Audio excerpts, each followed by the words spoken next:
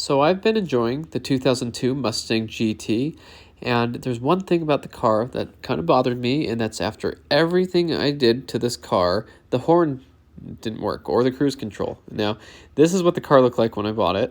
It's always fun to look back at these pictures. I can't believe how incredible this was. You know, the car was totaled by somebody else and then parted out and then given to me, and so I was able to put it back together, but the horn never worked, and I was wondering why, because I redid a whole bunch of wiring. I put new wire harnesses and everything. So I just got to the point where I decided I'd like to go ahead and start to tackle that project. I have an extra horn. You know, I tried, playing around with it a little bit, but then I gave up kind of easy just because I wasn't too interested and I had so much going on. But now I had some time to tackle this.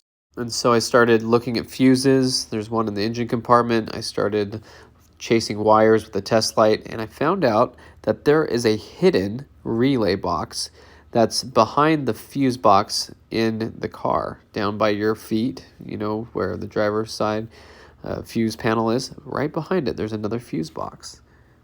So the next thing I have everything all torn apart in here, taking the dash apart, took out the airbag, push the horn buttons.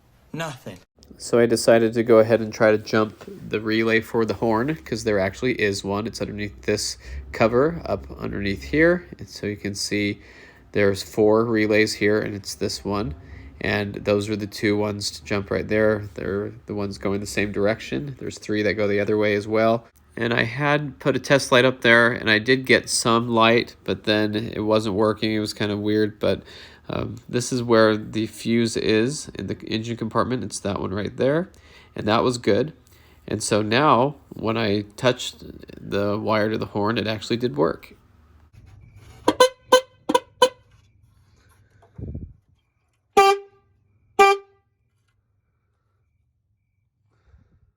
I was headed in the right direction. That was a pretty good success. So you can see, continued taking off things, and I basically followed power all the way back to this part of the clock spring, and I noticed that the clock spring was messed up. Might have been from the accident, might have been when the steering wheel was trying to get put on straight when I was struggling with that. But luckily I do have a 2002 Mustang GT Sonic Blue parts car. It was wrecked really bad in the front and the back, but I was hoping the clock spring was okay, and you can see the airbags don't match, so this car's already been in an accident and repaired once. But anyway, took off the airbag and then the bolt for the steering wheel, and I didn't have a puller this time, so I just kind of beat the steering wheel like that. I used a little mini sledge and a rag so I wouldn't tear it up, and took all this apart, disassembled everything, and I wanted to go very slow and very careful. I wanted to make sure that I got everything out of here without messing up this clock spring. Now there's, I believe, 3 plastic tabs here that hold it to the column. And they're just little tabs like this that you pry with a screwdriver. Obviously trying not to break anything or crack any plastic. We'll continue looking for the other tabs. There's one right here. And again, they're not on very tight. You just have to barely pry them with a screwdriver and they'll pop off. And there's another one on the bottom right here. And so once you press all those in, you can get that off, but there's a harness down here that you'll have to disconnect with 2 connectors, and I used a T20 to get this little star shape bolt out. This is right around the key that holds the key ring on here like this, and that whole system right there sometimes will be the fix to the blinking theft light that communicates with the key and the computer and everything.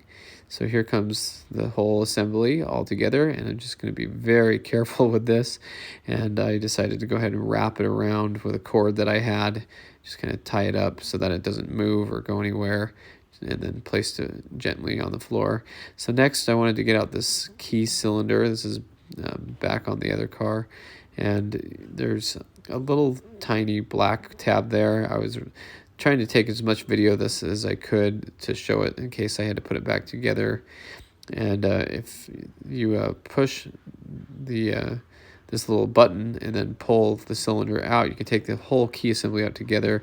You rotate it forward first and then push the button, and or push the button and rotate it forward or whatever. It's just a little safety lock. So this is looking inside there, and that's pretty simple, and you can do that with the plastic around the column and everything still on there. So here's the little black piece. This is what does the chime for the key, and there's just a little metal prong sticking up that the key touches or depresses in there, and it does the key chime. So there's the harness and everything going through the steering wheel, and now when we test up here where we didn't have power before, we now have power. So I'm very happy about that. So I only had one horn hooked up, so it sounded a little dorky. But now after getting them both connected, it sounds like a normal horn.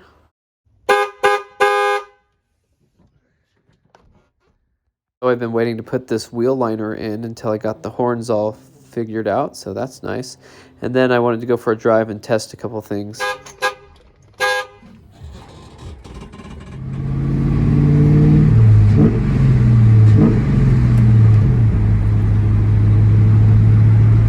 Sweet, the major play's gone out of the steering wheel. It used to have a ton of play. Now it's nice and stiff. Must have been that clock spring. Or the fact that I put the steering wheel on really tight this time.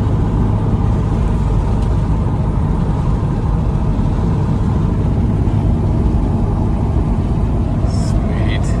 Cruise works. That was really cool to see the cruise control works too, and you know, that was something that wasn't working along with the horn, and it was always bothering me. You know, I had a lot of wire issues with this car just because the previous owner had cut all the harnesses. When they sold the door panels, they cut the harnesses. When they pulled the engine out, they cut all the harnesses. When they wanted to get the fuse box out, they cut the entire fuse box harness. So it was a lot of work to get all this back together and get all the new harnesses installed, and I even drilled a hole on accident into the side of the main harness that goes into the cab of the car. And so I wanted to, you know, make sure that that wasn't an issue. I had to resolder some wires and repinned some things. And so when you do all that work, you never know what could be wrong. And you know, I was wondering if it was something I had done to the car, but it turns out it was the clock spring, and that makes sense now, obviously looking back. And I did notice that most of the play in the steering wheel is gone now.